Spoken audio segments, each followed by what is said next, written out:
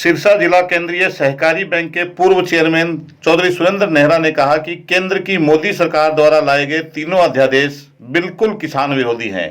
इन अध्यादेशों के कानून बनने से देश के किसानों की हालत और ज्यादा खराब हो सकती है। चौधरी सुरेंद्र नेहरा आज शहर की अनाज मंडी में एक प्रेस कॉन्फ्रेंस को संबोधित कर रहे थे। इस अवसर पर उनके साथ मार्केट कमेटी एलनाबाद के पूर्व उपाध्यक्ष करनी सिंह सहू, करमशाना के सरपंच कुलदीप सहू, पूर्व सरपंच दौलतराम सहू, अधिवक्ता वीरेंद्र भादू, विनोद सहू, विजय भादू, राजेंद्र भाटी, बद्री नारायण शर्मा, पवन शर्मा व कप्तान सिंह सहित अन्य कई लोग उपस्थित थे। चौधरी सुरेंद्र नेहरा ने कहा कि वे भाजपा के नेता या कार्यकर्ता बाद में हैं, लेकिन पहले एक किसान है। इसलिए वे केंद्र की मोदी सरकार द्वारा लाए गए तीनों अध्यादेशों को किसान विरोधी मानते हुए इसका कड़ा विरोध करते हैं और सरकार से इन्हें तुरंत वापस लेने की मांग भी करते हैं। आप सभी पत्रकार साथियों का छाया का बंधु आज की इस प्रेस वार्ता में मेरी तरफ से और सभी साथियों की तरफ से बहुत बहुत हार्दिक स्वागत और धन्यवाद। जैसा कि आप सबको पता है कि आज पूरे मुल्क में और विशेषकर मैं ये कहूँ कि जो नॉर्थ इंडिया है, उत्तर भारत में किसानों का आंदोलन बहुत बड़ी रूपरेखा सरकार के विरोध में होने जा रहा है। क्यों होने जा रहा है उसके विस्तार में अगर मैं जाऊँ तो बहुत लंबी चौड़ी बात है। आप सबको पता है कि पिछले 4-5 महीनों में भारत सरकार ने या मोदी जी की सरकार ने किसानों के खिलाफ 3 अध्यादेश लेकर के आई, जिसमें एक है कृषि उपज वाणिज्य एवं व्यापार संबंध एवं सुविधा अध्यादेश, farmer produce trade and commerce promotion and facilitation ordinance 2020।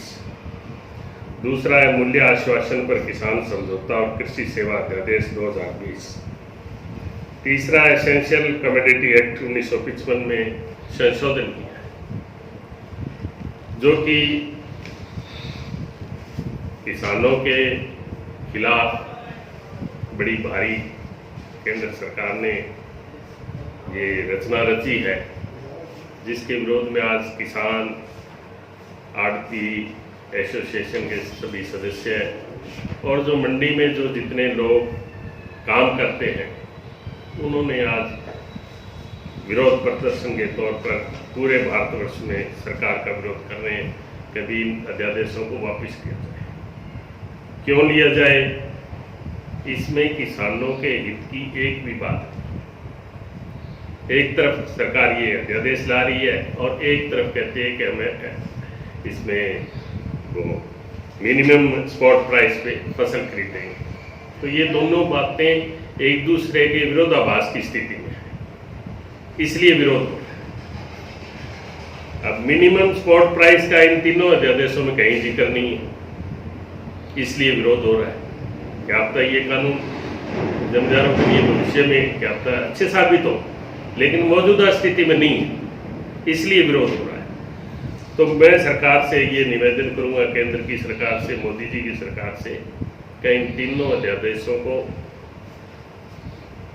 किसानों के हित में, व्यापारियों के हित में वापस ले और किसानों की जो मोदी जी ने कही थी भी 2022 तक फसल दुगनी करेंगे, पैदावार दुगनी बढ़ाएंगे, उस पर जोर दें। अब आप इस तीनों में लें तो जो मंडी की व्यवस्था है वो सारी खत्म हो जाएगी। एक जमींदार का और मंडी का बहुत अच्छा रिश्ता है, आड़ती का, उस रिश्ते को तोड़ने की ये साजिश है। मंडी का व्यापारी खत्म हो जाएगा, काला बाजारी बढ़ेगी।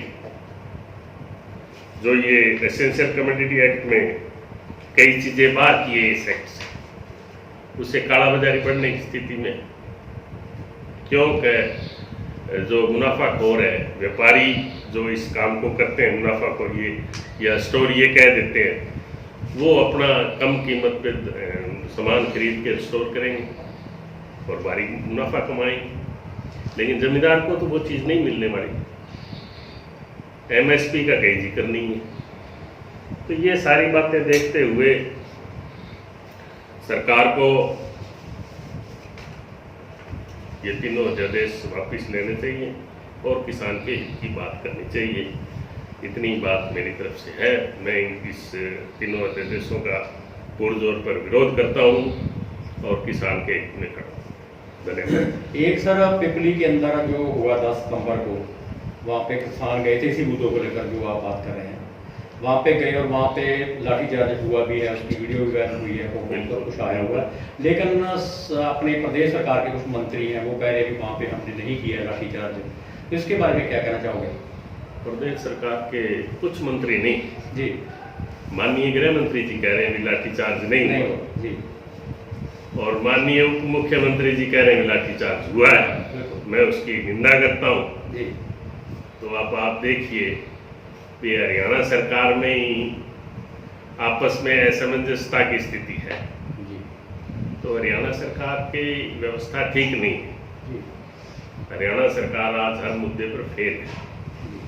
मैं तो यही बात कहूँगा इस बारे में। आप भी भारतीय जनता पार्टी सरकार के घटक रहे थे पिछली सरकार में, क्या भारतीय जनता पार्टी के साथ थे आप? सरकार के साथ थे पिछली साथ नहीं, मैं भारतीय जनता पार्टी में इस वक्त तक भी हूँ। हाँ, मैं वही लेकिन एक साधारण कार्यकर्ता। हाँ, मैं उसी बात पे आ रहा हूँ कि आप पिछले सरकार के अंदर आप एक चेयरमैन के पद पर थे और अभी भी आप पार्टी के एक सक्रिय कार्यकर्ता है, नेता भी है, तो आप उसके बावजूद इसका विरोध कर रहे हैं। बिल्कुल विरोध में मेरे हक की बात कर रहा हूँ, विरोध नहीं कर रहा।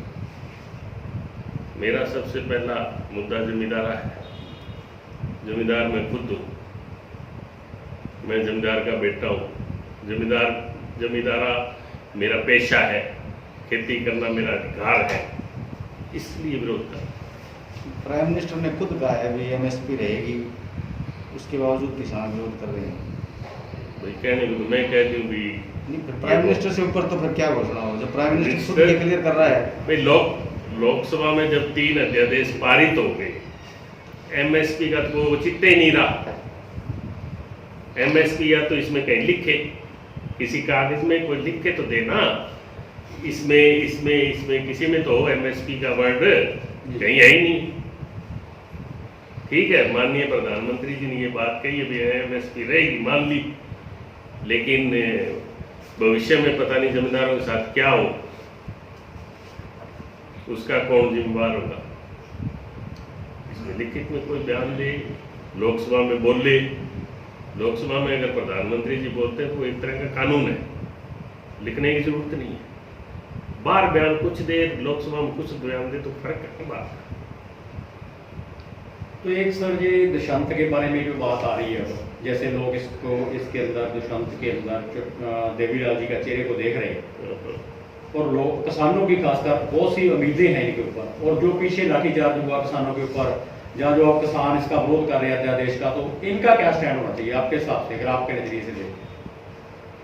तो मेरे नजरिए से तो मैं क्या स्टैंड बताऊं, क्योंकि मैं तो उनका घोर विरोधी हूँ। मैं उनको क्यों सलाह दूं? किसानों के साथ जाना चाहिए। क्या आपको इस मामले में, हम ये सवाल है सीधा कि क्या आपको लगता है कि वो इस्तीफा देंगे इस मामले में? ये तो उसका विवेक जाने कि मैं क्या बताऊं इस बारे में, इस्तीफा दे या ना दे, या देना चाहिए उनको, के परिवार से जुड़े हुए हैं। इस बारे में मैं राय नहीं दूंगा। ये राजनीतिक राय है, मैं क्यों राय दूं? ये उसका खुद की मानसिकता काम करेगी, अपने आप करेगा काम। मेरी ड्यूटी भी नहीं है, मेरा फर्ज भी नहीं है उसको राय देना। चौधरी देवीलाल के पुत्र हैं और वो किसान नेता अपने आप को मानते हैं, लेकिन अभी भी वो सरकार में बने हुए हैं। आपके हिसाब से क्या इंडिपेंडेंट वो सरकार में शामिल है? आज उन्हें इस मुद्दे पे इस्तीफा देना चाहिए या उन्हें सरकार का विरोध करना चाहिए, बिल का विरोध करना चाहिए उन्हें? आप किसकी बात कर रहे हैं? मैं चौधरी रणजीत सिंह की बात कर रहा हूँ। रणजीत सिंह भाई बड़ी मुश्किल से इस मुकाम तक पहुंचे और पिछले 30-32 सालों के बाद तो मैं ये नहीं समझता कि रणजीत सिंह इस्तीफा देगा।